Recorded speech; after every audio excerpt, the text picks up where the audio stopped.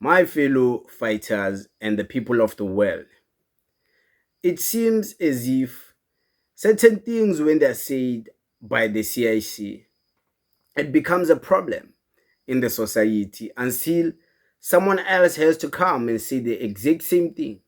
And then people finally see the CIC as a vindicated man.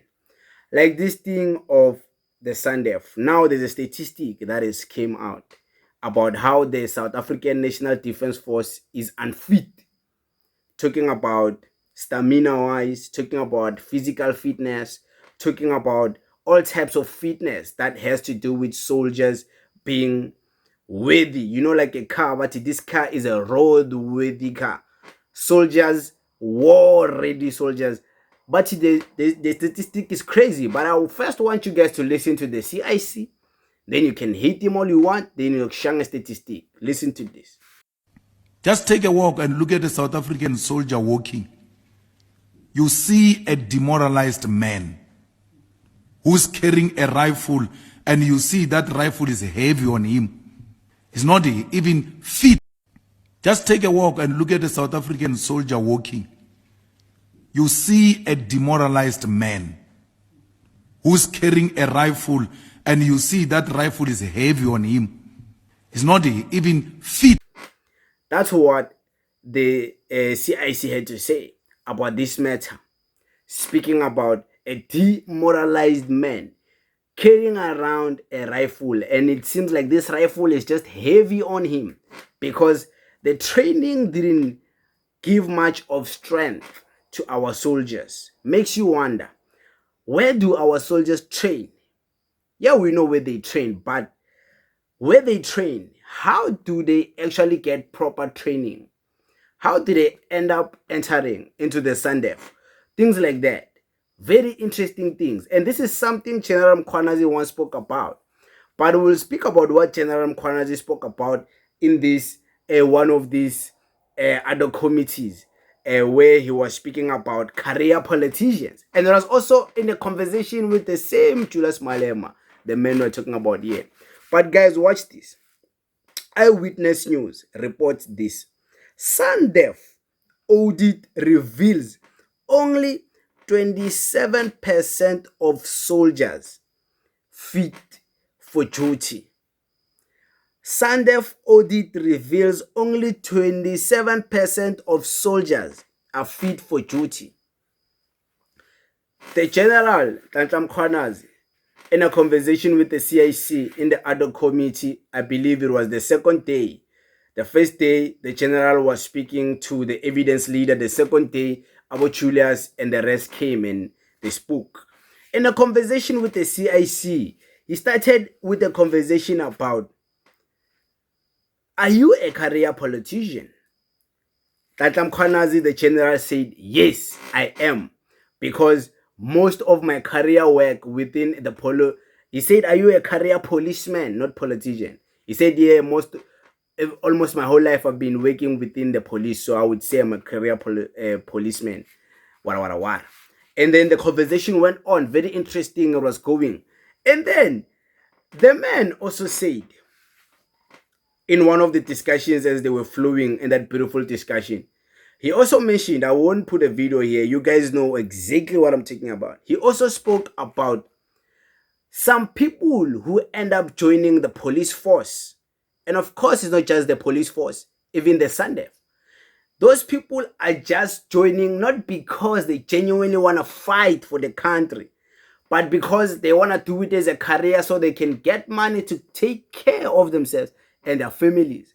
It's not about them being fit for the job. It's just about them getting any job they can just to feed their families. CIC, they crucified him when he spoke about this in that first clip I put there. They crucified him. They called him names. They called him all sort of names. Guess for what? For speaking the truth. Guess for what? For saying something that we all know is true. For the better part and for the most part, most people in this beautiful country of our South Africa, they didn't know what Sandf soldiers look like? Most people would only see them at rent show. That, oh, this is our police, at rent show.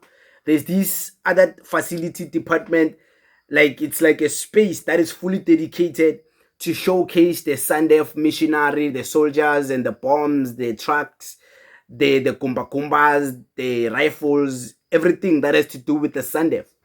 There's a place in every year at the Rand Show, La Penazarek, in Soweto, just a move away FNP Stadium. There's a Rand Show that is hosted. And in the Rand Show, there's a place where you get to see military, you get to see soldiers. Most people, their first-hand experience with soldiers was there, because it's hard and rare to see soldiers in the streets, unless it's a soldier that is coming back during holidays, coming back to the rural areas or wherever, and then uyambona Gcokile, or maybe you hear lo mama lona is a soldier, maybe Makabuyile is wearing clothes from home, not military clothes, but you hear lona, why? But you know lona, and then you're like, why angekho the typical fitness of a soldier, things like that. So other than people seeing the soldiers at the Rand Show, most people would see soldiers in videos and pictures. But in videos and pictures on TV, you don't see them face to face. So we got to see soldiers face to face, firsthand during lockdown. Many people were disappointed about the fitness of our soldiers.